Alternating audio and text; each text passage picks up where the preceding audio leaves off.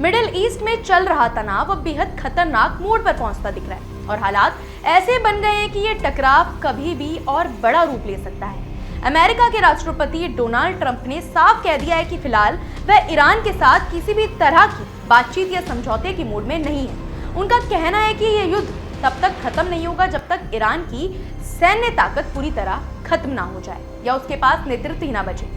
Trump ने यहाँ तक कह दिया कि हालात ऐसे भी हो सकते हैं कि ईरान में सरेंडर करने वाला भी कोई ना बचे। ट्रंप के इस बयान के बाद दुनिया भर में हलचल तेज हो गई क्योंकि इससे साफ संकेत मिलता है कि अमेरिका इस संघर्ष को लंबा और सख्त रूप देना चाहता है। इस बीच इजराइल ने भी ईरान पर नए हवाई हमले शुरू कर दिए हैं और बताया है कि उसने मिसाइल ठिकानों और सैन्य कमांड सेंटर को निशाना बनाया है। वहीं कुवैत में ड्रोन हमले के बाद एक सरकारी इमारत में भीषण आग लगने की खबर सामने आई है, जिससे पूरे इलाके में डर का माहौल बन गया है। हालात इतने तनावपूर्ण हो चुके हैं कि मिडिल ईस्ट के कई देश सीधे रूप से संघर्ष की चपेट में आते नजर आ रहे हैं। ट्रंप का कहना है कि ईरान अमेरिका के लिए बड़ा खतरा बन गया था और वह परमाणु हथियार बनाने के बेहद करीब पहुंच चुका था। हालांकि इस दावे के समर्थन में कोई पुख्ता सबूत सार्वजनिक नहीं किया गया है। रिपोर्ट्स के मुताबिक अमेरिका और इजराइल इस बात पर भी चर्चा कर रहे हैं कि अगर हालात ऐसे ही बने रहे तो विशेष बलों को ईरान भेजकर वहां मौजूद अत्यधिक समृद्ध यूरेनियम के भंडार को सुरक्षित किया जा सकता है।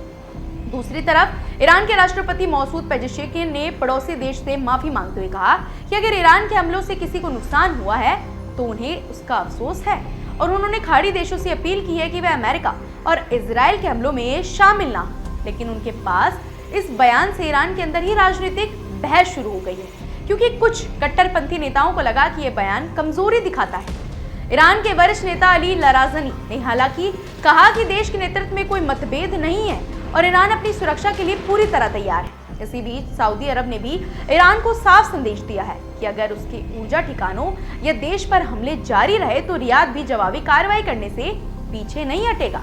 कुवैत, सऊदी अरब और यूएई ने अपने यहाँ ईरानी ड्रोन हमलों की जानकारी दी है, जबकि ईरान की रेवोल्यूशनरी गार्ड ने बहरीन में अमेरिकी सैन्य ठिकानों को निशाना बनाने का दावा किया है। युद्ध का असर लगातार बढ़ता जा रहा है। ईरान के मुताबिक अब तक उसके 1300 से ज्यादा नागरिक मारे जा चुके हैं और हजारों लोग घायल हैं, जबकि इजराइल में भी कई लोगों की जान गई है और कुछ अमेरिकी सैनिक भी मारे गए हैं। फारस की खाड़ी का अहम समुद्री रास्ता स्ट्रेट ऑफ हॉर्मुज अब खतरे में माना जा रहा है और इसी वजह से कुवैत, इराक और कतर जैसे देशों ने तेल और गैस उत्पादन में कटौती शुरू कर दी है, जिसका सीधा असर वैश्विक बाजार पर पड़ा है और तेल की कीमतें कई साल के उच्च स्तर तक पहुंच गई हैं। फिलहाल ऐसी अपडेट्स के लिए जुड़े रहिए हमारे चैनल द इंडिया मूव्स के साथ।